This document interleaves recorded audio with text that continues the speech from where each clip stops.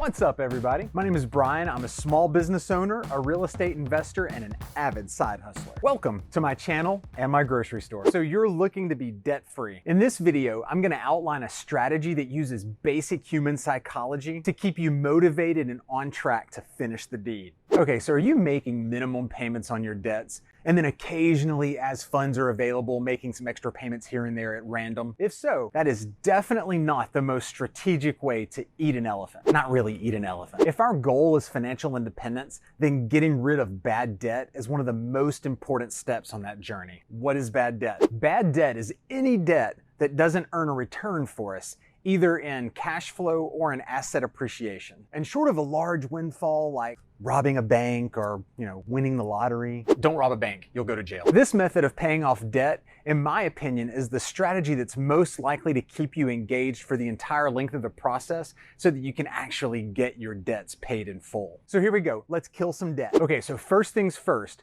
you'll need to make a list of all the debts that you're looking to pay off. Let's order them from smallest balance to the largest balance, and if there are any that have a similar balance size, let's go ahead and put the one that has the highest interest rate on top. Oh, and go ahead and note the minimum payments of each while you're at it. Okay, let's add up those minimum payments now, and we know that that is our baseline minimum payment every month on our debt. But we know that paying the minimum is not going to get us where we need to be. So if you're already struggling to make these minimum payments, you'll need to review the rest of your budget and find at least a few extra dollars that we can throw at this program. Focus on your non-necessity spending, things like fast food and entertainment. That's where you're most likely to find some free cash. I think it's finally time to consider cutting that skinny mocha latte with extra whip. Just some simple black coffee is pretty good. Now, this next step's gonna sound a little counterintuitive to what I just told you. But at first, we're only going to make minimum payments on everything except the debt with the smallest balance. On that smallest balance debt, we're gonna go full send.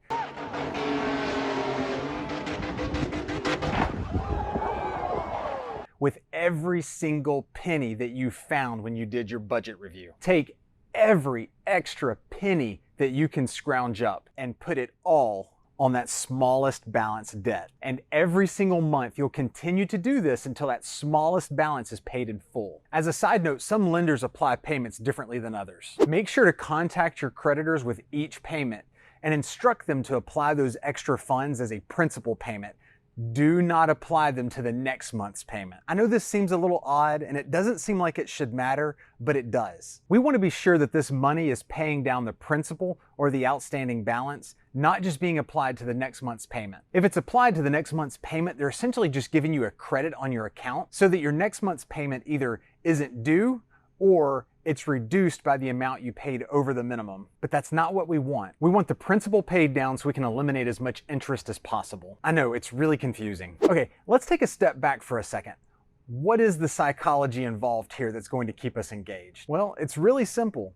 Most of us humans, we like to make progress and we like to check things off of a list. So by starting with that smallest debt, we'll see progress faster and we get to check things off that list and it keeps us engaged. You know we all like instant gratification. Once that first debt is paid in full, it does not mean you have extra cash in your pocket. Okay, so here's where the magic really starts to happen. We're going to take the total amount that you were paying on that first debt and we're gonna roll it in with the minimum payment on that second debt on our list. I think you see the pattern we're creating here. You'll repeat this same pattern over and over, rolling each payment into the next one and into the next one until they're all paid in full. And by the time you cross the first debt or two off of your list, you will really have the ball rolling and debts will be getting paid down faster than you ever imagined possible. And as I mentioned earlier, according to some psychologists that are a whole lot smarter than me, by paying those smaller debts off first and seeing the progress of eliminating those smaller debts off the list will give you ongoing positive feedback,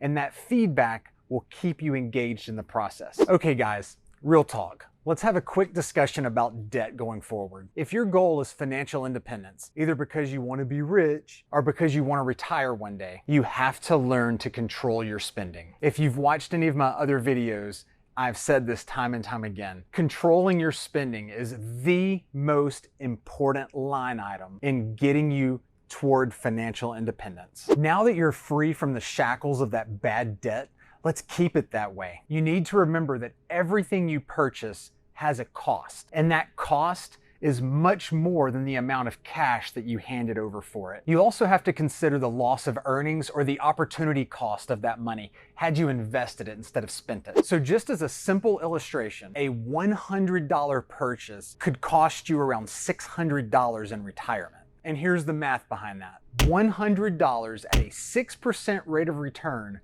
over 30 years would have equaled $574.35. So that new toy you just bought cost you a couple of months worth of food in retirement. I'm going to include a link to an investment calculator down in the description below. You should really play around with that just to see how much your spending is actually costing your future self. It's incredibly eye-opening.